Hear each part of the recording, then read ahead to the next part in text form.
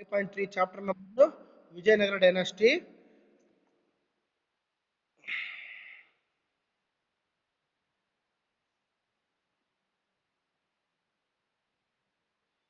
The cultural contribution of Vijayanagara dynasty. The first topic is administration. Vijayanagara ruler has provided a good system of administration. They have also provided internal peace, the empire of protection from the external threats. The ruler of Vijayanagara introduced the strong central government along with decentralization of power.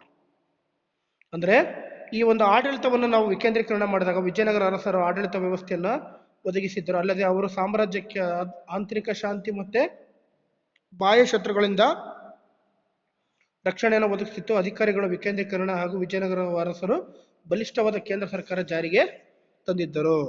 The kingship of heredity the yuvaraja is associate with administration the councils of minister the associate king the administration have been played important role of administration of Vijayanagara. He supervised over many departments, advised king, taking the prior permission. Important officers there: Mahapradhana, Prime Minister; Upapradhana, Deputy Prime Minister; Dandanayaka, the Commander of Chief; Mahasenadipati, Minister of Feudatories; Raya Banduru, Minister of Royal Treasury; Sabhanayaka, leader of council; and Mahasindhavi, foreign affairs.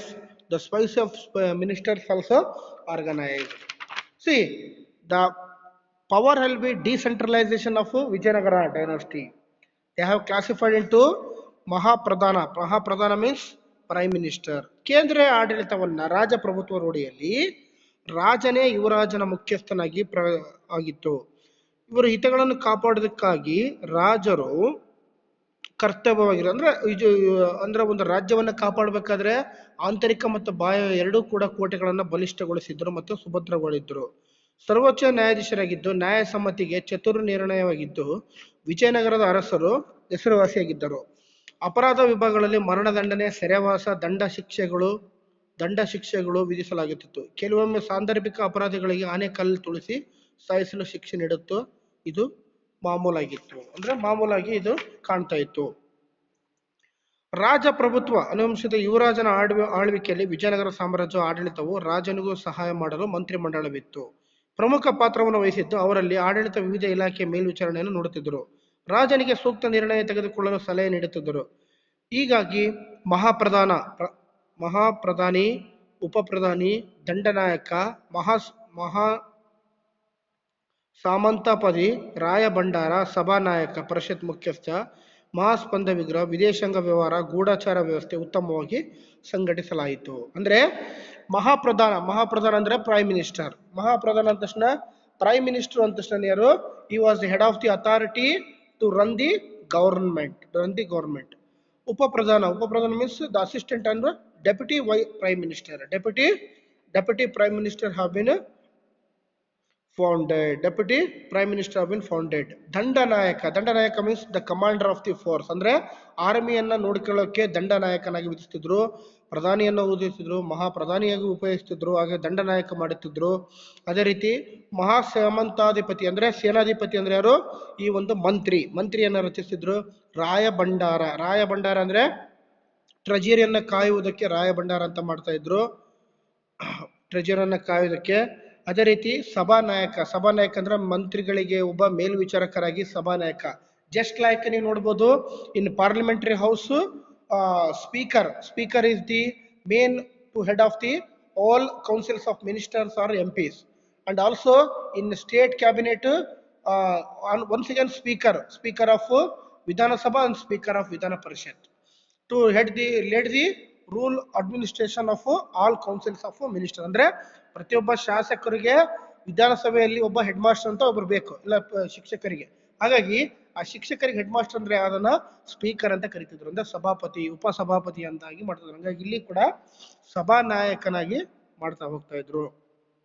ಅದೇ ರೀತಿ ವಿದೇಶಾಂಗ ವ್ಯವಹಾರ ಅಂದ ತಕ್ಷಣನೇ foreign external minister ಅಂದ್ರೆ ವಿಜಯನಗರಕ್ಕೆ ಹೊರದೇಶದಿಂದ ಹೊರ ರಾಜ್ಯದಿಂದ ಬರುವಂತಹ ಒಬ್ಬ ಯಾತ್ರಿಕರಿಗೆ ನೋಡೋದಕ್ಕಾಗಿ ವಿದೇಶಾಂಗ ಸಚಿವರು ಕೂಡ ಇದ್ರು. Gudhacharya nothing but the secret operation ಅಂದ್ರೆ ಯಾವ್ದಾರ ರಾಜ್ಯದ ಮೇಲೆ ದಾಳಿ ಹೋಗ್ಬೇಕಂದ್ರೆ ಅವರಿಗೆ ಗೂಢಚಾರ ವ್ಯವಸ್ಥೆಯನ್ನ ಮಾಡ್ತಾ ಇದ್ರು. ಈ ರೀತಿಯಾಗಿ ಅಲ್ಲಿ ಆಳ್ವಿಕೆ ನಡೀತಾ ಇತ್ತು.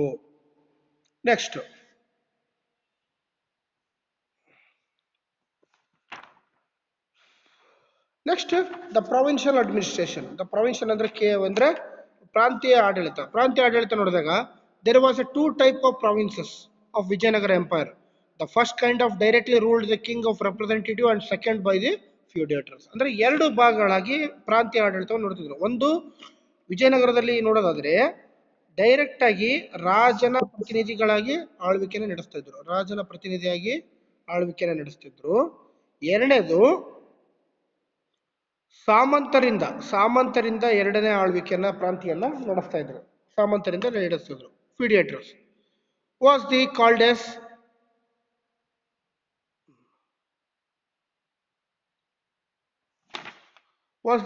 as Nayankara system. The provincial head is looked after the order of the provinces. Nayakaran system was give the more autonomy of feudatories. The king had a power of transfer or remove the provincial officer. ಅಂದ್ರೆ ಇಲ್ಲಿ ನೋಡೋದಾದ್ರೆ ಪ್ರಾಂತೀಯ ಆಡಳಿತವನ್ನ ವಿಜಯನಗರ ಸಾಮ್ರಾಜ್ಯವು 2 ರೀತಿಯ ಪ್ರಾಂತೀಯಗಳಾಗಿ ಮಾಡಿತ್ತು. ಅದರಲ್ಲಿ ರಾಜನ ಪ್ರತಿನಿಧಿಗಳೊಂದಿಗೆ ಆಳುವುದು ಮೊದಲಾಗಿದ್ರೆ ಸಾಮಂತರಿಂದ ಎರಡನೆಯ ರೀತಿಯಾಗಿದ್ದು ಸಾಮಂತರಿಗೆ ಆಡಳಿತವನ್ನು ಮಾಡಲಾಗುತ್ತಿತ್ತು. ಅಂದ್ರೆ ಪ್ರಾಂತೀಯ ಆಡಳಿತದಲ್ಲಿ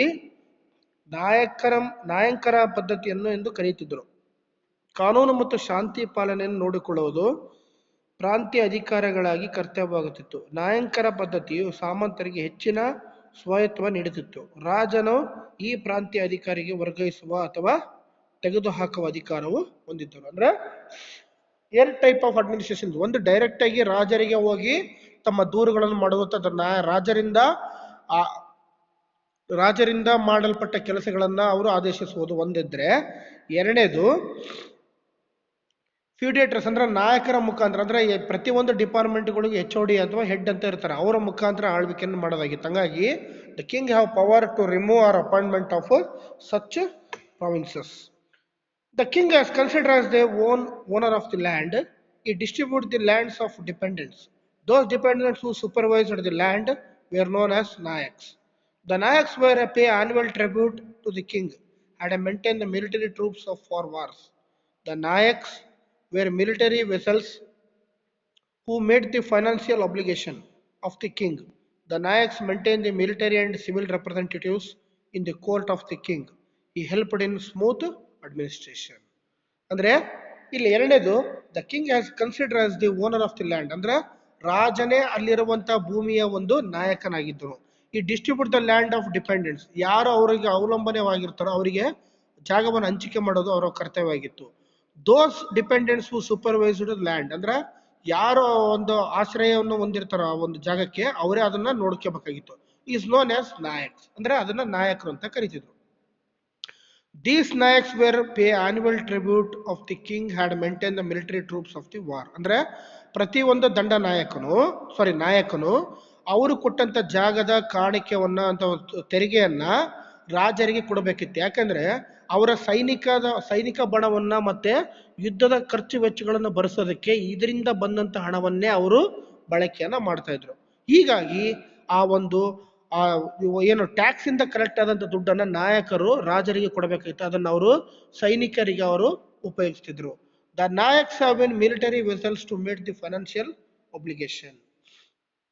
ಅಂದ್ರೆ ಈ ಒಂದು ನಾಯಕರು ಅವರು ಒಂದು ಹಣಕಾಸಿನ ವ್ಯವಹಾರದಲ್ಲಿ ಹೆಚ್ಚು ಆಳ್ವಿಕೆಯನ್ನು ನಡೆಸ್ತಾ ಇದ್ರು. ಅಂದ್ರೆ ನೋಡ್ಬೋದು, ನಾಯಕರು ಸೈನ್ಯದ ವ್ಯವಸ್ಥಾಪಕರಾಗಿದ್ದು ರಾಜನ ಹಣಕಾಸಿನ ಬೇಡಿಕೆಗಳನ್ನು ಪೂರೈಸಿದ್ರು. ಅಂದ್ರೆ ಯಾವ ರೀತಿ ರಾಜರಿಗೆ ಗೊತ್ತಿರ್ತಿತ್ತು ಒಂದು ವರ್ಷಕ್ಕೆ ಒಂದು ಸೈನಿಕಿಗೆ ಎಷ್ಟು ಖರ್ಚಾಗುತ್ತೆ, ಮತ್ತೆ ಸೈನ್ಯ ಪದ್ಧತಿಯಲ್ಲಿ ಅವ್ರಿಗೆ ಬೇಕಾದಂತ ಕತ್ತೆಗಳಿರ್ಬೋದು, ವರಸೆ, ಆನೆಗಳು, ಒಂಟೆಗಳು, ಕುದುರೆಗಳು ಏನೆಲ್ಲ ಬೇಕಾ ಯುದ್ಧ ಉಪಕರಣಗಳು ಅದನ್ನೆಲ್ಲ ಬರೆಸೋದಕ್ಕೆ ಆ ಫೈನಾನ್ಸಿಯಲ್ ಶಕ್ತಿಯಾಗಿ ಆ ನಾಯಕರೇ ಕೆಲಸ ಮಾಡ್ತಿದ್ರು.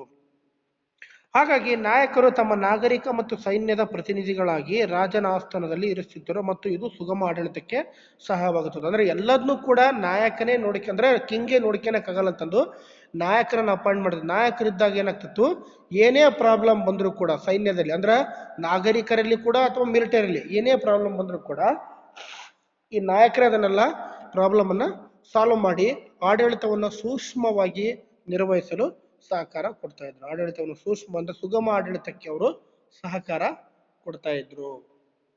Next the village administration. ನಾವು the classified central administration is over. Next the village administration. ನಾವು point by point and means step by step will be started. The village was the smallest unit of administration. The other unit were agraharas and towns. They were village assemblies to look after the progress of village, construction of tanks, temple, hall, etc., maintenance of the water, drinking, irrigation, important duties of assemblies. They had a village administration was Gauda. The collection of revenue was a mainly duty. The village accountants were look after the Karnika. Another official in the village was Talavara, who has discharged the duties of the policeman. ಏನ್ ಹಿಂಗಂದ್ರೆ ಹಳ್ಳಿಗಳ ಆಡಳಿತ ಅಥವಾ ಗ್ರಾಮಾಡಳಿತ ಅಂತ ಇಲ್ಲಿ ಕರೀತಾರೆ. ಅಂದ್ರೆ ನಿನ್ನೆ ನೋಡ್ಬೋದು ಎಲ್ಲ ಕೆಲವೊಂದು ಊರಲ್ಲಿ ಗ್ರಾಮ ಪಂಚಾಯತ್ ಎಲೆಕ್ಷನ್ ಆಯ್ತು. ಎಲ್ಲೆಲ್ಲಿ ಹಳ್ಳಿಗಳು ಇದ್ವಲ್ಲ ಅಲ್ಲೆಲ್ಲ ಗ್ರಾಮ ಪಂಚಾಯತ್ ಎಲೆಕ್ಷನ್ ಆಯ್ತು. ಉದ್ದೇಶ ಇಷ್ಟೇ, ಜನಪ್ರತಿನಿಧಿಗಳೇ ಆರಿಸುವುದು. ಅಂದ್ರೆ ಪ್ರತಿಯೊಂದು ಗ್ರಾಮದಲ್ಲಿ ಒಬ್ಬೊಬ್ಬರ ನಾಯಕರನ್ನ ಆರಿಸ್ಕೊಳಕ್ಕೆ ಸರ್ಕಾರ ಮಾಡಿದಂಥದ್ದು ಈ ಒಂದು ಚುನಾವಣೆ ಅಂತ. ಹಾಗಾಗಿ ಜನರು ತಮ್ಮ ಜನನಾಯಕರನ್ನು ಆರಿಸ್ಕೊಳ್ಳೋ ಸಮಯ ನಿನ್ನೆ ಆಗಿತ್ತು. ಹಾಗಾಗಿ ಉದ್ದೇಶ ಇಷ್ಟೇ, ವಿಲೇಜ್ ಅಕೌಂಟೆಂಟ್ ಅಂದ್ರೆ ಗ್ರಾಮ ಲೆಕ್ಕಾಧಿಕಾರಿ ಏನ್ ಮಾಡ್ತಾನೆ, ಗ್ರಾಮದ ಅಂದಾಜು ವೆಚ್ಚವನ್ನ ಅವನು ನೋಡ್ಕೊಂತಾನೆ. ಆದ್ರೆ ಜನನಾಯಕ ಏನ್ ಮಾಡ್ತಾನೆ, ಗ್ರಾಮದ ಸರ್ವಾಂಗೀಣ ಅಭಿವೃದ್ಧಿಗೋಸ್ಕರ ಅಂದ್ರೆ ರಸ್ತೆ, ನೀರು, ಟಾರು, ಮನೆಗಳನ್ನ ಮಾಡೋದು, ಶೌಚಾಲಯಗಳನ್ನು ನಿರ್ಮಿಸೋದು, ಅಥವಾ ಜಾಗ ಇಲ್ದರೆ ಜಾಗ ಕೊಡಿಸೋದು, ಹೊಲವನ್ನು ಅಳತಿ ಮಾಡಿಸೋದು, ಈ ರೀತಿ ಅನೇಕ ಕೆಲಸಗಳನ್ನು ಅವರು ಮಾಡ್ತಾ ಹೋಗ್ತಾರೆ. ಹಾಗಾಗಿ ಒಂದು ಜನನಾಯಕರನ್ನ ಆರಿಸೋದಾಗಿತ್ತು. ಇಲ್ಲಿ ಕೂಡ ಈ ಒಂದು ಗ್ರಾಮಾಡಳಿತದಲ್ಲಿ ಗ್ರಾಮವ ಆಡಳಿತವು ಅತಿ ಚಿಕ್ಕ ಘಟಕವಾಗಿತ್ತು. ಅಂದ್ರೆ ಸ್ಮಾಲ್ ಯೂನಿಟ್. ಅಗ್ರಹಾರ ಮತ್ತು ಪಟ್ಟಣಗಳು ಈ ತರ ಘಟಕಗಳಾಗಿದ್ವು. ಅಂದ್ರೆ ಅಗ್ರಹಾರ ಅಂದ್ರೆ ಸ್ವಲ್ಪ ವಿಲೇಜ್ಗಿಂತ ದೊಡ್ಡವು. ಇನ್ನು ಟೌನ್ಸ್ ಅಂದ್ರೆ ನೀವು ತಾಲೂಕುಗಳನ್ನು ನೋಡ್ಬೋದು. ಗ್ರಾಮ ಸಭೆಗಳ ಮುಖಾಂತರ ಗ್ರಾಮದ ಪ್ರಗತಿಯನ್ನು ನೋಡಿಕೊಳ್ಳಲಾಗಿತ್ತು. ಅಂದ್ರೆ ಗ್ರಾಮ ಸಭೆ ಅಂದ್ರೆ to conduct village assembly to look after the progress of the village. ಅಂದ್ರೆ ಏನ್ ಬೇಕು ಏನ್ ಬೇಡ ಅಂತ. ಗ್ರಾಮ ಸಭೆಗಳಲ್ಲಿ ಪ್ರಮುಖ ಕಾರ್ಯಗಳಿಂದ ಕೆರೆ, ಕಾಲುವೆ, ದೇವಾಲಯ, ಸಭಾಭವನ ನಿರ್ಮಾಣ ಮಾಡುವುದು ಹಾಗೂ ಕುಡಿಯುವ ನೀರು ಹಾಗೂ ನೀರಾವರಿ ಸೌಲಭ್ಯ ನಿರ್ವಹಣೆ ಮಾಡುವುದಕ್ಕೆ ಗೌಡನನ್ನು ಗ್ರಾಮಾಡಳಿತ ಮುಖ್ಯಸ್ಥನಾಗಿ ಮಾಡುತ್ತಿದ್ರು. ಅಂದ್ರೆ ನೋಡ್ಬೋದು, to drinking water facility, construction of tanks, temple, halls and duties. ಅಂದ್ರೆ ಏನು, ಕೆರೆ ಕಟ್ಟೆಗಳನ್ನ ನೋಡ್ಕೊಳೋದು, ರಸ್ತೆಗಳನ್ನು ನೋಡುವುದು, ಶೌಚಾಲಯವನ್ನು ನೋಡುವುದು, ಅಂದ್ರೆ ಹೊಲಗಳನ್ನ ಚೆನ್ನಾಗಿ ಮೇಂಟೆನೆನ್ಸ್ ಮಾಡೋದಕ್ಕೆಲ್ಲದಕ್ಕೂ ಕೂಡ ಗೌಡ ಅಂದ್ರೆ ಏನು, ಕುಡಿಯುವ ನೀರು, ನೀರಾವರಿ ಸೌಲಭ್ಯ ನಿರ್ವಹಣೆ ಮಾಡೋದಕ್ಕೆ ಗೌಡನ ಗ್ರಾಮಾಡಳಿತ ಮುಖ್ಯಸ್ಥನಾಗಿ ಮಾಡ್ತಾರೆ. ಅಂದ್ರೆ ಪ್ರತಿಯೊಂದಕ್ಕೂ ಕೂಡ ಒಬ್ಬೊಬ್ಬರು ಗೌಡ್ರು ಇದ್ರೆ ಏನಾಗ್ತಿತ್ತು, ಆ ಒಂದು ಗ್ರಾಮದಲ್ಲಿ ಕುಂದು ಕೊರತೆಗಳು ಏನ್ ಬೇಕು ಏನ್ ಬೇಡ ಅಂತ ನೋಡೋದಕ್ಕೆ ಗೌಡ್ರಲ್ಲಿ ಪ್ರಮುಖ ಪಾತ್ರವನ್ನು ವಹಿಸ್ತಾ ಇದ್ರು. ಅದರ ಜೊತೆಗೆ ಕಂದಾಯ ಸಂಗ್ರಹಣೆ, ಕಂದಾಯ ಅಂದ್ರೆ ಕಲೆಕ್ಟೆಡ್ ರೆವಿನ್ಯೂ ಟ್ಯಾಕ್ಸ್, ಕಂದಾಯ ಸಂಗ್ರಹಣೆ ಅವನ ಮುಖ್ಯ ಕರ್ತವ್ಯವಾಗಿತ್ತು. ಅಂದ್ರೆ ಅವನ ಒಂದು ಮುಖ್ಯ ಕರ್ತವ್ಯವಾಗಿತ್ತು. ಕಾರ್ಣಿಕನು ಗ್ರಾಮದ ಲೆಕ್ಕಪತ್ರವನ್ನು ನೋಡಿಕೊಳ್ಳುತ್ತದೆ. ಅಂದ್ರೆ ಕಾರ್ಣಿಕ ಅಂದ್ರೆ ಗ್ರಾಮದ ಲೆಕ್ಕಪತ್ರ ಅಂದ್ರೆ ಅಲ್ಲಿರುವಂತ ವಿಲೇಜ್ ಅಕೌಂಟೆಂಟ್ ಆ ಒಂದು ಎಲ್ಲದನ್ನು ಕೂಡ ಆ ಒಂದು ದಾಖಲೆಗಳನ್ನು ಅವರು ನೋಡಿಕೊಳ್ತಾ ಇದ್ರು. ಗ್ರಾಮದ ಇನ್ನೊಬ್ಬ ಅಧಿಕಾರಿ ತಳವಾರನಾಗಿದ್ದನು. ಇವನು ಪೊಲೀಸ್ ಕೆಲಸವನ್ನು ನಿರ್ವಹಿಸ್ತಿದ್ದನು. ಅಂದ್ರೆ ತಳವಾರ ಏನ್ ಮಾಡ್ತಿದ್ದ, ಪೊಲೀಸ್ ಕೆಲಸವನ್ನು ನಿರ್ವಹಿಸಿದ. ಅಂದ್ರೆ ಯಾವುದೇ ರೀತಿಯ ಗ್ರಾಮದಲ್ಲಿ ಅನೈತಿಕ ಚಟುವಟಿಕೆ ನಡೆಯದಂತೆ ಅವನು ಕಾರಣ ನೋಡ್ತಾ ಇದ್ದ. Next the revenue system.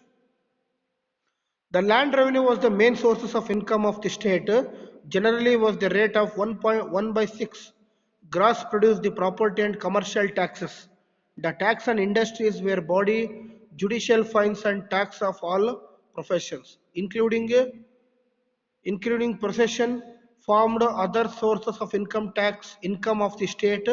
To tax were collected cash or kind. ಅಂದ್ರೆ ಕಂದಾಯ, ಭೂ ಕಂದಾಯ ವ್ಯವಸ್ಥೆ ವೆರಿ ಈಸಿ. ನೀವು ನೋಡ್ಬೋದು, ಶಿವಾಜಿ ಕಾಲದಲ್ಲಿ ಏನ್ ಮಾಡ್ತಿದ್ರು, 3 ಭಾಗಗಳಾಗಿ ಟ್ಯಾಕ್ಸ್ ಅನ್ನ ಕಟ್ತಿದ್ರು. ಅಂದ್ರೇನು, ಒಂದು ಫಲವತ್ತಾದ ಭೂಮಿ, ಇನ್ನೊಂದು ಕಡಿಮೆ ಫಲವತ್ತಾದ ಭೂಮಿನ 2 ರಿಂದ 3 ವರ್ಷ ಬೆಳೆದಿಲ್ಲ ಅಂದ್ರೆ ಅದಕ್ಕೆ ಬೇರೆ ಟ್ಯಾಕ್ಸು, ಇನ್ನೊಂದು 5 ರಿಂದ 6 ವರ್ಷ ಮಟ್ಟ ಏನು ಬೆಳೆದ್ರೆ ಅದಕ್ಕೆ ಬೇರೆ ಟ್ಯಾಕ್ಸ್, ಮತ್ತೆ ಬೆದ್ಲು ಭೂಮಿಗೆ ಒಂದು ಟ್ಯಾಕ್ಸ್, ಈ ರೀತಿ ಟ್ಯಾಕ್ಸ್ ಕಟ್ ಮಾಡಿದ್ರು. ಇಲ್ಲಿ ಕೂಡ ಬೇರೆ ಬೇರೆ ರೀತಿಯ ಟ್ಯಾಕ್ಸ್ ಅನ್ನು ಕಟ್ ಮಾಡಿದ್ರು. ಅಂದ್ರೇನು, tax for industry war booty judicial fines, tax of all profession including procession is formed the source of income of the state and cash or kind. ಭೂ ಕಂದಾಯ ವ್ಯವಸ್ಥೆಯನ್ನು ನೋಡಿದಾಗ ಭೂ ಕಂದಾಯವು ರಾಜ್ಯದ ಪ್ರಮುಖ ಮೂಲವಾಗಿತ್ತು. ಸಾಮಾನ್ಯವಾಗಿ ಇದು ಒಟ್ಟು 1/6 ಭಾಗದ ದರದಲ್ಲಿ ಇತ್ತು, ಅಂದ್ರೆ 1/6 ಇತ್ತು. ಆಸ್ತಿ ಹಾಗೂ ವಾಣಿಜ್ಯ ತೆರಿಗೆಗಳು, ಕೈಗಾರಿಕೆ ತೆರಿಗೆಗಳು, ಯುದ್ಧದಲ್ಲಿ ಕೊಳ್ಳೆ ಹೊಡೆದ ಸಂಪತ್ತು, ನ್ಯಾಯಕ್ಕೆ ದಂಡಗಳು ಮತ್ತು ವೇಶ್ಯಾವಾಟಿಕೆಯಲ್ಲಿ ಒಳಗೊಂಡಂತೆ ಎಲ್ಲಾ ವೃತ್ತಿಗಳ ಮೇಲೆ ತೆರಿಗೆಯನ್ನು ರಾಜ್ಯ ಆದಾಯ ಮೂಲವಾಗಿತ್ತು. ತೆರಿಗೆಗಳು ನಗದು ಅಥವಾ ವಸ್ತುಗಳ ರೂಪದಲ್ಲಿ ಸಂಗ್ರಹಿಸಿತ್ತು. ಅಂದ್ರೆ ನೋಡಿ, ವೇಶ್ಯಾವಾಟಿಕೆ ಕೂಡ ಇತ್ತು. ಅಂದ್ರೆ ಯುದ್ಧದಲ್ಲಿ ಕೊಳ್ಳೆ ಹೊಡೆದ ಸಂಪತ್ತನ್ನು ನ್ಯಾಯಕ ದಂಡಗಳಾಗಿ ಮತ್ತು ವೇಶ್ಯಾವಾಟಿಕೆಯನ್ನು ಒಳಗೊಂಡಂತೆ ಎಲ್ಲಾ ವೃತ್ತಿಗಳ ಮೇಲೂ ತೆರಿಗೆ ಹಾಕಲಾಗಿತ್ತು. ಅಂದ್ರೆ judicial fine, tax of profession including the procession formed war booty, ಅಂದ್ರೆ ಭೂ ಕಂದಾಯ ಇರ್ಬೋದು, ಅಂದ್ರೆ ಆಸ್ತಿ ಕಂದಾಯ, ನೀರಿನ ಕಂದಾಯ ಇರ್ಬೋದು. ಅದೇ ರೀತಿ ವಾಣಿಜ್ಯ ಕಂದಾಯ ಅಂದ್ರೆ ಕಾರ್ಖಾನೆಗಳು ಸ್ಥಾಪನೆ ಆಗಿದ್ದು ಅದರಿಂದ ಬಂದಂತ ತೆರಿಗೆಯನ್ನ ಮಾಡ್ತಿದ್ರು, ಕೈಗಾರಿಕೆಗಳ ತೆರಿಗೆಯನ್ನ ಮಾಡ್ತಾ ಇದ್ರು. ಅದೇ ರೀತಿ ಯುದ್ಧದಲ್ಲಿ ಕೊಳ್ಳೆ ಹೊಡೆದ್ರೆ ಯಾವ್ದಾರ ಒಂದು ರಾಜ್ಯದ ಮೇಲೆ ದಂಡೆತ್ತಿ ಹೋದಾಗ ಅವರು ಶರಣಾದರೆ ಅಲ್ಲಿಂದ ಬಂದಂತ ಸಂಪತ್ತನ್ನ ಕೊಡೋದಂತ ವೇಶ್ಯಾವಾಟಿಕೆ ಇರ್ಬೋದು. ಅದೇ ರೀತಿ ಎಲ್ಲಾ ರೀತಿಯ ಒಂದು ವೃತ್ತಿಗೂ ಕೂಡ ಅವರು ಟ್ಯಾಕ್ಸ್ ಅನ್ನ ಹೇರ್ತಾ ಇದ್ರು. ಅದು ಯಾವ ರೀತಿ ಅಂದ್ರೆ ಕ್ಯಾಶ್ ಆರ್ ಕೈಂಡ್, ವಸ್ತು ಅಥವಾ ಹಣದ ರೂಪದಲ್ಲಿ ಅದನ್ನ ಕೊಡಬೇಕಾಗಿತ್ತು. Next, military organisation. Vijayanagara Empire had a strong military safeguard to visit area from its enemies. The army was divided into elephant force, cavalry, infantry. The procedure of Arabian horses from the Portuguese, ಅಂತ ಇಲ್ಲಿ ಕರೀತಾರೆ. ಅಂದ್ರೆ ಇಲ್ಲಿ ಏನ್ ಹೇಳ್ತಾರೆ ಅಂದ್ರೆ, ಇಲ್ಲಿ ಸೈನ್ಯ ಸಂಘಟನೆಯಲ್ಲಿ ವಿಜಯನಗರ ಸಾಮ್ರಾಜ್ಯ ತನ್ನದಾದ ವಿಶಾಲವಾದ ಪ್ರದೇಶದಿಂದ ಶತ್ರುಗಳನ್ನು ರಕ್ಷಿಸಲಾಗಿತ್ತು. ಅಂದ್ರೆ ವಿಶಾಲವಾದ ಪ್ರದೇಶ ಶತ್ರುಗಳಿಂದ ರಕ್ಷಿಸಲಾಗಿತ್ತು. ಬಲಿಷ್ಠವಾದ ಸೈನ್ಯ ಹೊಂದಿದ್ದು, ಸೈನ್ಯದಲ್ಲಿ ಆನೆ, ಕುದುರೆ, ಕಾಲ್ದಳಗಳು ಕೂಡಿತ್ತು. ಅರಬಿಯಿಂದ ಕುದುರೆಗಳನ್ನು ತರ್ತಿದ್ರು. ಅಂದ್ರೆ they have good in army section because cavalry, elephantry and elephantry ಅಂದ್ರೆ ಆನೆ ದಳ, ಕುದುರೆ ದಳ ಮತ್ತೆ ಭೂದಳ, 3 ವಿಭಾಗಕ್ಕೆ ಅವರು ಹೆಚ್ಚಿನ ಒತ್ತನ್ನು ಕೊಡ್ತಾ ಇದ್ರು. ಯಾಕಂದ್ರೆ ವಿಜಯನಗರ ಸಾಮ್ರಾಜ್ಯ ಅತ್ಯಂತ ವಿಶಾಲವಾದ ಸಾಮ್ರಾಜ್ಯವಾಗಿತ್ತು, ಹಾಗಾಗಿ ಹೆಚ್ಚಿನ ಒತ್ತನ್ನು ನೀಡ್ತಿದ್ರು. ಅದೇ ರೀತಿ ಪೋರ್ಚುಗೀಸ್ ಹಾಗೂ ಅರಬಿಯಿಂದ ತರಿಸಿದಂತ ಕುದುರೆಗಳನ್ನ ಅವರು ಬಳಸ್ತಾ ಇದ್ರು. ಫಾರ್ ಕಂಟಿನ್ಯೂಟಿ ಅರಬಿಯಿಂದ ತಂದಂತ ಕುದುರೆಗಳನ್ನು ಅವರು ಬಳಸ್ತಾ ಹೋಗ್ತಾ ಇದ್ರು.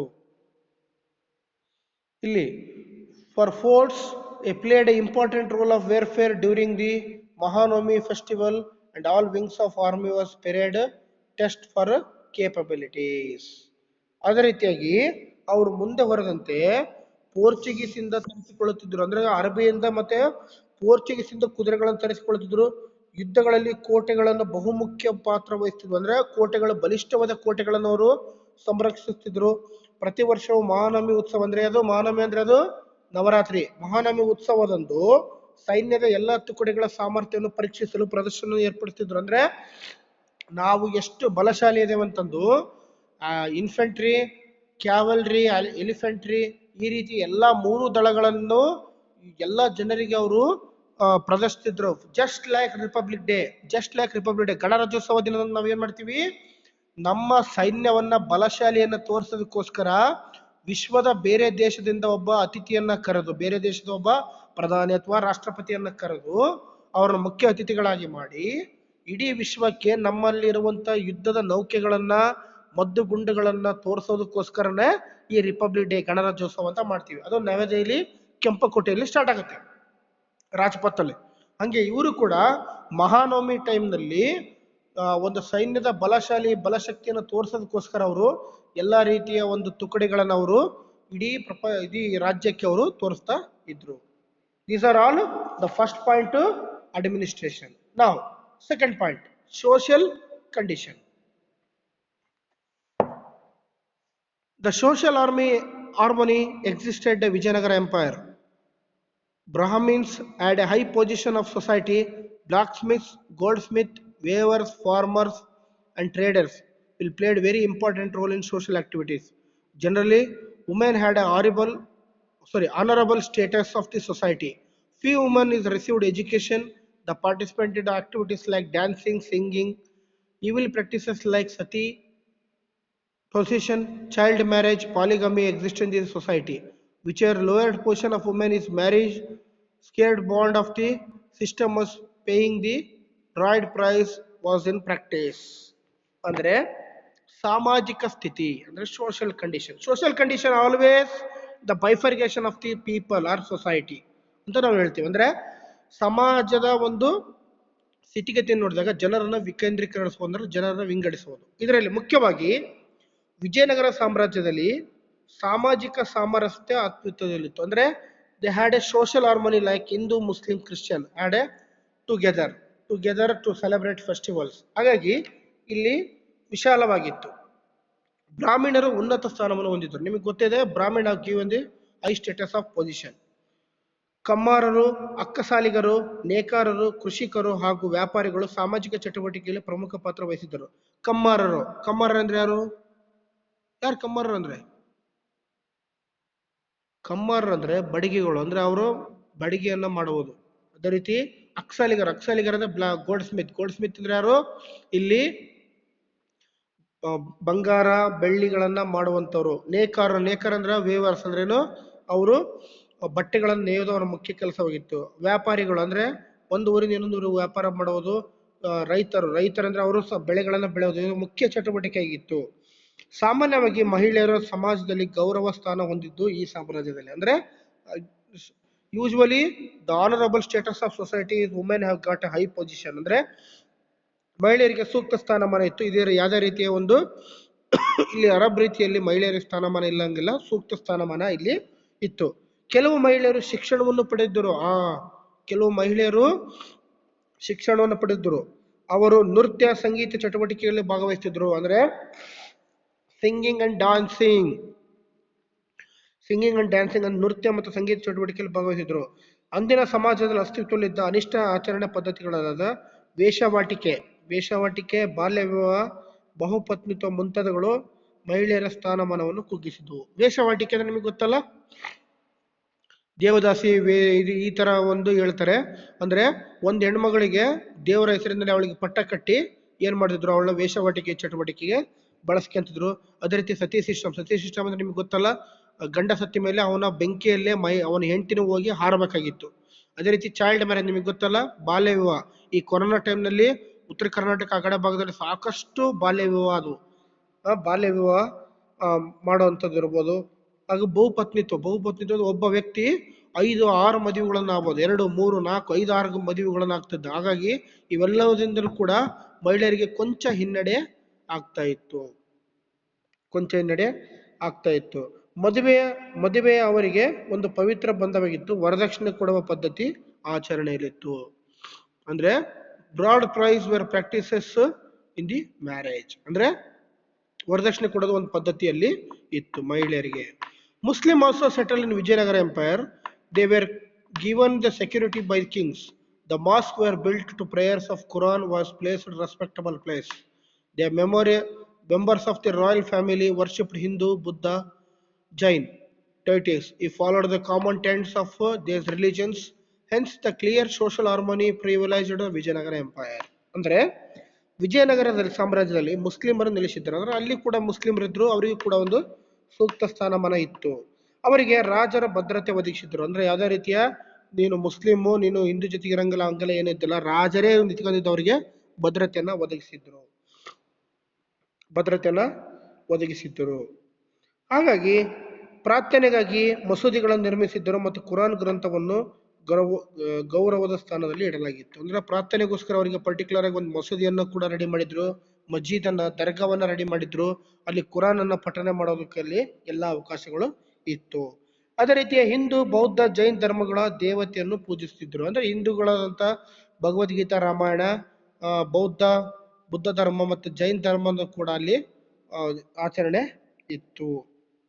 ಹಾಗೂ ಈ ಧರ್ಮದ ಸಾಮಾನ್ಯ ವಿಧಿವಿಧಾನಗಳನ್ನು ಪಾಲಿಸಿತ್ತು. ಆದ್ದರಿಂದ ವಿಜಯನಗರ ಸಾಮ್ರಾಜ್ಯದಲ್ಲಿ ಸಾಮಾಜಿಕ ಸಾಮರಸ್ಯ ಇತ್ತು ಎನ್ನುವುದು ಸ್ಪಷ್ಟವಾಗುತ್ತದೆ. ಅಂದ್ರೆ ಯಾವುದೇ ತರದ ಇಲ್ಲಿ ನೀನ್ ಹಿಂದೂ, ನಾ ಮುಸ್ಲಿಂ, ನೀ ಕ್ರಿಶ್ಚಿಯನ್ ಅನ್ನೋದು ಯಾವುದೇ ತರದ ಇದ್ದಿಲ್ಲ. ಇಲ್ಲಿ ಪೀಸ್ ಹಾರ್ಮೋನಿ ಇತ್ತು. ಅದೇ ರೀತಿ ಜೈನಿಸಮ್, ಬುದ್ಧಿಸಮ್ಗೆ ಹೆಚ್ಚಿನ ಒತ್ತನ್ನು ನೀಡ್ತಾ ಇದ್ರು. ಹಾಗಾಗಿ ಇಲ್ಲಿ ಅತಿ ಹೆಚ್ಚು ಕೂಡ ಸಾಮಾಜಿಕ ಸ್ವಾರಸ್ಯವನ್ನ ಹೊಂದಿರ್ತಿತ್ತು. ಹಾಗಾಗಿ ಯಾವುದೇ ತರದಲ್ಲಿ ಜಗಳ ಆಗ್ತಾ ಇರಲಿಲ್ಲ. Next point, economic condition. Agriculture is the main occupation of the people. They surveyed the land revenue, the fixed according to the quality of soil. The rules are paid due to attention of agriculture. Land was divided into wet, dry, horticulture land, rice, cereals, spices, victuals, ornaments, ginger, turmeric, fruits, flowers was the main products of agriculture.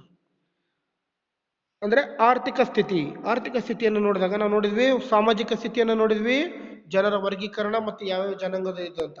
ಆರ್ಥಿಕ ಸ್ಥಿತಿಯನ್ನು ನೋಡಿದಾಗ ಕೃಷಿಯ ಜನರ ಪ್ರಮುಖ ಉದ್ಯೋಗವಾಗಿತ್ತು. ಭೂಮಾಪನ ಮಾಡಿ ಮಣ್ಣನ ಗುಣಮಟ್ಟಕ್ಕೆ ಅನುಗುಣವಾಗಿ ಕಂದಾಯ ನಿಗದಿಗೊಳಿಸಲಾಗಿತ್ತು. ನೋಡಿ, ಇಲ್ಲಿ ಶಿವಾಜಿ ಮರಾಠರ ಕಾಲದಲ್ಲಿ ಕಂಟಿನ್ಯೂ ಬೆಳೆಯೋಕೆ ಒಂದು ಕಂದಾಯ, 1 ವರ್ಷ 2 ವರ್ಷ ಬಿಟ್ಟು ಬೆಳೆಯೋಕೆ ಬೇರೆ ತರ ಕಂದಾಯ, 2-3 ವರ್ಷ ಗ್ಯಾಪ್ ಬಿಟ್ಟು ಬೆಳೆಯೋದಕ್ಕೆ ಬೇರೆ ತರ ಕಂದಾಯ, ಬೆಳೆಯದೇ ಇರೋ ಇದಕ್ಕೆ ಬೇರೆ ತರ ಕಂದಾಯ. ಈ ರೀತಿಯಾಗಿ 4 ಅಥವಾ 3 ಭಾಗ ಕಂದಾಯನ ಮಾಡಿದ್ರು.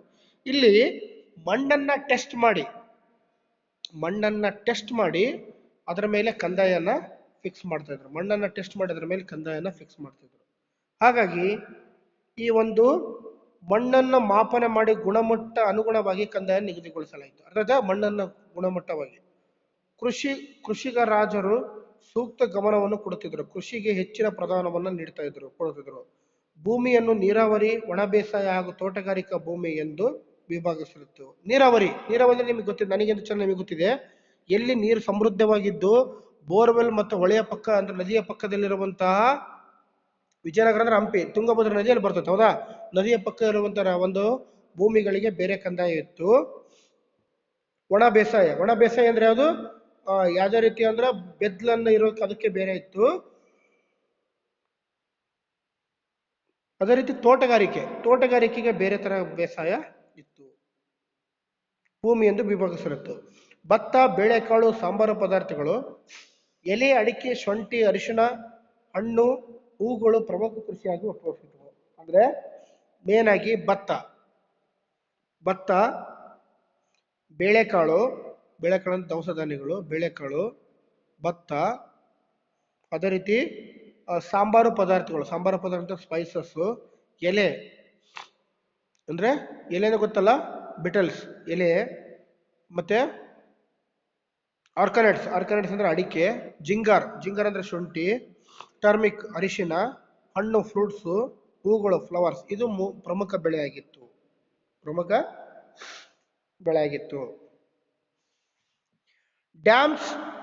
Dams, tanks and canals were built for irrigation and drinking purpose. The huge tank were constructed Krishnadevaraya near southern entrance of Nagalapura Dam. The Rai of Channel were also built him. Colonel Vyasaraya built a Vyasasamudra in southern Karnataka. The construction and development of many walls and tanks helped in agriculture. ಅಂದ್ರೆ ಏನ್ ಹೇಳ್ತಾರೆ ಇಲ್ಲಿ, dams ಅಂದ್ರೆ ನಿಮ್ಗೆ ಗೊತ್ತಿದೆ, ಅಣೆಕಟ್ಟುಗಳು. ತುಂಗಭದ್ರಾ ಅಣೆಕಟ್ಟಿರೋದಲ್ಲಿ ಹೊಸಪೇಟೆ, ವಿಜಯನಗರ ಡೈನಸ್ಟಿಯಲ್ಲಿ. ಹಾಗಾಗಿ ನೀರಾವರಿ ಹಾಗೂ ಕುಡಿಯುವ ನೀರಿನ ಉದ್ದೇಶಕ್ಕಾಗಿ ಅಣೆಕಟ್ಟುಗಳನ್ನು ಕಟ್ಟುತ್ತಿದ್ರು. ಅಂದ್ರೆ ನೀರಾವರಿ ಮತ್ತೆ ಕುಡಿಯುವ ಉದ್ದೇಶಕ್ಕಾಗಿ. ಡ್ಯಾಮ್ಸ್ ಕಟ್ಟೋ ಉದ್ದೇಶ ಇಷ್ಟೇ, ನೀರನ್ನು ತಡೆಗಟ್ಟಿ ಸಂರಕ್ಷಣೆ ಮಾಡಿ ಅದನ್ನ ಕುಡಿಯಲಿಕ್ಕೆ ಮತ್ತು ಇತರರ ಒಂದು ಕೃಷಿ ಚಟುವಟಿಕೆ ಬಳಸೋದರ ಮುಖ್ಯ ಉದ್ದೇಶ ಆಗಿತ್ತು. ಹಾಗಾಗಿ ಅಣೆಕಟ್ಟುಗಳು, ಕೆರೆಗಳು ಮತ್ತು ಕಾಲುವೆಗಳನ್ನು ನಿರ್ಮಿಸಲಾಗಿತ್ತು. ಅಣೆಕಟ್ಟುಗಳು, ಕೆರೆಗಳು ಮತ್ತು ಕಾಲುವೆಗಳು. ಅಂದ್ರೆ ಕೆರೆಗಳಂದ್ರೆ ಏನು ಒಂದು ಇದು ಈ ಬಾತಿ ಕೆರೆ ಐತಲ್ಲ, ಆ ರೀತಿ ಕೆರೆಗಳು ಅಂದ್ರೆ ಒಂದ್ ಕಡೆ ನೀರನ್ನ ಸ್ಟೋರ್ ಮಾಡೋದು. ಚಾನಲ್ಸ್ ಅಂದ್ರೆ ಗೊತ್ತಲ್ಲ, ಚಾನಲ್ಸ್ ಅನ್ನ ಮಾಡ್ತಾ ಇದ್ರು. ನಾಗಲಾಪುರದ ದಕ್ಷಿಣ ದ್ವಾರದ ಹತ್ತಿರ ಬೃಹತ್ ಆಕಾರದ ಒಂದು ಕರೆಯುತ್ತಾಗಿತ್ತು. ಕೃಷ್ಣದೇವರ ನಿರ್ಮಾಣವಾದ ಕೋರಂಗಲ್ ಎಂಬುವ ಅಣೆಕಟ್ಟು ಹಾಗೂ ರಾಯರ ಕಾಲುವೆ ಇವು ನಿರ್ಮಾಣ ಮಾಡಿದರು. ಅಂದ್ರೆ ರಾಯರ ಕಾಲ ಮತ್ತು ಕೃಷ್ಣದೇವರಾಯ ಕಾಲದಲ್ಲಿ ಸದರನ್ ಎಂಟ್ರನ್ಸ್ ಅಲ್ಲಿ ನಾಗಲಾಪುರ ಡ್ಯಾಮ್ ಅಂತ ಕಟ್ಟಿದ್ರು. ಇದರ ಉದ್ದೇಶ ಜನರಿಗೆ ಕುಡಿಯುವ ನೀರು ಮತ್ತೆ ಡೊಮೆಸ್ಟಿಕ್ ಪರ್ಪಸ್ ಅಂದ್ರೆ ಸಾಕು ಪ್ರಾಣಿಗಳ ಕುಡಿಯುವ ನೀರಕ್ಕಾಗಿ, ಕೃಷಿ ಚಟುವಟಿಕೆಗಾಗಿ, ಇನ್ನಿತರ ಎಲ್ಲಾ ಚಟುವಟಿಕೆ, ಮನೆಯ ಕೆಲಸಕ್ಕಾಗಿ ಆ ಒಂದು ಡ್ಯಾಮ್ ಅನ್ನ ಅವರು ಕಟ್ಟಿದ್ರು. ಅದೇ ರೀತಿ ವ್ಯಾಸರಾಯನ ದಕ್ಷಿಣ ಕರ್ನಾಟಕದಲ್ಲಿ ವ್ಯಾಸ ಸಮುದ್ರವನ್ನು ನಿರ್ಮಿಸಿದ್ರು. ವ್ಯಾಸರಾಯ ವ್ಯಾಸ ಸಮುದ್ರ ಎಂಬ ಒಂದು ದಕ್ಷಿಣ ಸದರನ್ ಪಾರ್ಟ್ ನಲ್ಲಿ ಅವರು ನಿರ್ಮಿಸಿದ್ರು. ಅನೇಕ ಬಾವಿಗಳು, ಕೆರೆಗಳ ನಿರ್ಮಾಣ ಹಾಗೂ ಅಭಿವೃದ್ಧಿ ಕೃಷಿಗೆ ಸಹಾಯಕವಾಗಿತ್ತು. ಅನೇಕ ಬಾವಿಗಳು ಗೊತ್ತಲ್ಲ, ಡಿಗ್ಗಿಂಗ್ ವಾಲ್ಸ್, ಕೆರೆಗಳು ನಿರ್ಮಾಣವಾಗಿತ್ತು. ಹೀಗಾಗಿ ವಿಜಯನಗರ ಕಾಲದಲ್ಲಿ ನೀರಾವರಿಗೆ ಅತ್ಯಂತ ಹೆಚ್ಚು ಪ್ರಾಮುಖ್ಯತೆಯನ್ನು ನೀಡ್ತಾ ಇದ್ರು. The Kings of Vijayanagara is encouraged trade and commerce. The kings of Vijayanagara encouraged trade and commerce. The Vijayanagara Empire, also known as brisk trade in textile, precious stones, spices, etc. Virajakarur mines in Andhra Pradesh supplied most valuable diamonds. The goods of India were high demanded throughout the world. The main export of time were cloth, rice, sugar, spices, iron. This is the important of elephant horse and pearls. Colliery, mercury, skills, the 200 ports of the western of eastern coasts. ಅಂದ್ರೆ western eastern quotes. ಅಂದ್ರೆ ಇಲ್ಲಿ ವಿಜಯನಗರ ಅರಸರು ವ್ಯಾಪಾರ ಮತ್ತು ವಾಣಿಜ್ಯಕ್ಕೆ ಪ್ರೋತ್ಸಾಹ ನೀಡುತ್ತಿದ್ರು. ಅಂದ್ರೆ ವ್ಯಾಪಾರ ಮತ್ತು ವಾಣಿಜ್ಯಕ್ಕೆ ಹೆಚ್ಚಿನ ಪ್ರೋತ್ಸಾಹ ಅಂದ್ರೆ ಟ್ರೇಡ್ ಅಂಡ್ ಕಾಮರ್ಸ್ ಹೆಚ್ಚಿನ ಒಂದು ಪ್ರಿವಿಲೇಜ್ ಅನ್ನ ನೀಡ್ತಾ ಇದ್ರು. ವಿಜಯನಗರ ಸಾಮ್ರಾಜ್ಯರು ಬಟ್ಟೆ, ಅಮೂಲ್ಯವಾದ ಹರಳುಗಳು, ಸಾಂಬಾರು ಪದಾರ್ಥಗಳು ಇತ್ಯಾದಿಯನ್ನು ಚುರುಕಾದ ವ್ಯಾಪಾರಕ್ಕೆ ಹೆಸರುವಾಸಿಯಾಗಿತ್ತು. ಬಟ್ಟೆ ಟೆಕ್ಸ್ಟೈಲ್ ಇಂದ ಮಾಡ್ತಿದ್ದು, ಅಮೂಲ್ಯವಾದ ವಜ್ರ ಹರಳುಗಳು, ಸಾಂಬಾರು ಪದಾರ್ಥಗಳು ಅಂದ್ರೆ ಚಕ್ಕಿ, ಲವಂಗ, ಏಲಕ್ಕಿ ಈ ರೀತಿಯ ಸಾಂಬಾರು ಪದಾರ್ಥಗಳನ್ನು ಹೆಚ್ಚಾಗಿ ವ್ಯಾಪಾರ ಮಾಡ್ತಿದ್ರು. ಈ ಕಾಲದಲ್ಲಿ ಅತ್ಯಮೂಲ್ಯದ ವಜ್ರಗಳು ಆಂಧ್ರ ಪ್ರದೇಶದ ವಜ್ರಕಾರೂರು ಗಣಿಯಿಂದ ಪೂರೈಸಲಾಗುತ್ತಿತ್ತು. ಅಂದ್ರೆ ನಾನು ನಿಮಗೆ ಸ್ಟಾರ್ಟಿಂಗ್ ಹೇಳಿದೆ, ಭಿಕ್ಷುಕರಿಗೆ ನಾವು ಏನಾದ್ರು ಬಂದೆ ಅಂದ್ರೆ ಒಂದು ಇಡೀ ಅನ್ನ ಹಾಕಕ್ಕೆ ಹಿಂದ ಮುಂದೆ ನೋಡ್ತೀವಿ. ವಿಜಯನಗರ ಡೈನೆಸ್ಟಿಯಲ್ಲಿ ಭಿಕ್ಷುಕರಿಗೆ ಸೇರಿಗಂಟ್ಲೆ ವಜ್ರ, ವೈಢೂರ್ಯ, ಬಂಗಾರಗಳನ್ನು ತೂಕ ಮಾಡಿ ಕೊಡ್ತಿರಂತೆ. ಆ ರೀತಿ ಹಾಗಾಗಿ ಅತ್ಯಮೂಲ್ಯದ ವಜ್ರಗಳು ಆಂಧ್ರ ಪ್ರದೇಶದ ವಜ್ರಕಾರರು ಗಣಿಯಿಂದ ಪೂರೈಕೆ ಮಾಡುತ್ತಿದ್ದರು. ಭಾರತದ ವಸ್ತುಗಳಲ್ಲಿ ಪ್ರಪಂಚದಾದ್ಯಂತ ಹೆಚ್ಚು ಬೇಡಿಕೆ ಇತ್ತು. ಅಂದ್ರೆ ಭಾರತದ ವಸ್ತುಗಳಲ್ಲಿ ಪ್ರಪಂಚದಾದ್ಯಂತ ಹೆಚ್ಚು ಬೇಡಿಕೆ ಹೊಂದಿತ್ತು. ಅದರಲ್ಲಿ ಬಟ್ಟೆ ಅಂದ್ರೆ ಕ್ಲಾತ್ಸ್, ಬಟ್ಟೆ, ಅಕ್ಕಿ, ಸಕ್ಕರೆ, ಸಾಂಬಾರು ಪದಾರ್ಥಗಳು, ಕಬ್ಬಿಣದ ಅದರು ಅಂದ್ರೆ ಮೈನಿಂಗ್, ಅದಿರು, ಇತರ ವಸ್ತುಗಳು ಪ್ರಮುಖ ರಫ್ತಾಗಿ ಕಬ್ಬಿಣದ ಅದರು ಮತ್ತು ಪ್ರಮುಖ ವಸ್ತುಗಳಾಗಿ ಮಾಡ್ತಾ ಇದ್ರು. ಕಬ್ಬಿಣದ ಅದರು ಮತ್ತೆ ಪ್ರಮುಖ ವಸ್ತುಗಳನ್ನಾಗಿ ಮಾಡ್ತಾ ಇದ್ರು. ಹಾಗಾಗಿ ಇಲ್ಲಿ ಕಬ್ಬಿಣದ ವಸ್ತು ಮತ್ತು ಪ್ರಮುಖ ವಸ್ತುಗಳನ್ನಾಗಿ ಮಾಡ್ತಾ ಇದ್ದಾರೆ. ಹಾಗಾಗಿ ಇಲ್ಲಿ ಹೆಚ್ಚಿನ ಒಂದು ವ್ಯಾಲ್ಯೂವನ್ನು ನೀಡ್ತಾ ಇದ್ರು. The important and export of elephant horse and pearls. ಈ ರೀತಿಯಾಗಿ ಕಂಪ್ಲೀಟ್ ಆಗಿ ಹೇಳೋದಾದ್ರೆ ಇಲ್ಲಿ ಏನದು ಕಾಲದಲ್ಲಿ ಕುದುರೆ, ಆನೆ, ಹವಳ, ಪಾದರಸ, ರೇಷ್ಮೆ ಮುಂತಾದ ಪ್ರಮುಖ ಆಮದುಗಳನ್ನು ಪೂರ್ವ ಹಾಗೂ ಪಶ್ಚಿಮ ಕರಾವಳಿಯಿಂದ ಸುಮಾರು 200 ಬಂದರುಗಳಿಂದ ಅವರು ಇದನ್ನ ಪಡ್ಕೊಂತ ಇದ್ರು. ಅಂದ್ರೆ ಏನ್ ಮಾಡ್ತಾ ಇದ್ರು ಅಂದ್ರೆ ಇಲ್ಲಿ ಹೆಚ್ಚಿನದಾಗಿ ಎಲಿಫೆಂಟ್ ಮತ್ತೆ ಹಾರ್ಸಸ್ ಇಂದ ಅಂದ್ರೆ ಆನೆ ಮತ್ತೆ ಕುದುರೆಗಳಿಂದ ಮುತ್ತುರತ್ನಗಳು, ವಜ್ರ, ವೈಢೂರ್ಯಗಳನ್ನ ಹಾಗೂ ಕೋಲ್ ಅಂದ್ರೆ ಕಲ್ಲಿದ್ದಲು, ಮರ್ಕ್ಯುರಿ, ಸಿಲ್ಕ್ಸ್ ಅಂದ್ರೆ ರೇಷ್ಮೆಯನ್ನ 200 ಬಂದರುಗಳಿಂದ ಅವರು ಆಮದನ್ನ ಮಾಡ್ಕೊಳ್ತಾ ಇದ್ರು. ಅಂದ್ರೆ ಪೋರ್ಟ್ ಬಂದರುಗಳಿಂದ ಆಮದು ಮಾಡ್ತಿದ್ರು. ಉದ್ದೇಶ ಇಷ್ಟೇ, ವಿಜಯನಗರ ಡೈನಾಸ್ಟಿ ಹೆಚ್ಚಿನ ಒಂದು ಮಹತ್ವವನ್ನ ನೀಡ್ತಾ ಇತ್ತು ಟ್ರೇಡ್ ಅಂಡ್ ಕಾಮರ್ಸ್ಗೆ ಮತ್ತೆ ಎಕನಾಮಿಕ್ ಕಂಡೀಷನ್ಗೆ. ಹಾಗಾಗಿ ಅವರು ಹೆಚ್ಚು ಒತ್ತನ್ನ ನೀಡ್ತಾ ಹೋಗ್ತಾ ಇದ್ರು. ಹೀಗಾಗಿ ನಾವಿಲ್ಲಿ ಒಟ್ಟಾರೆ ಹೇಳ್ಬೇಕಂದ್ರೆ Vijayanagara dynasty have a completely it is a packaged of dynasty to people will celebrate every day is a golden life. ಅಂದ್ರೆ ಪ್ರತಿದಿನ ಅವರು ಒಂದು ಸುವರ್ಣ ಯುಗ ಅಂತ ಆಚರಿಸ್ತಾ ಹೋಗ್ತಾ ಇದ್ರು. Next class will discussing the point number 4, religion. Thank you.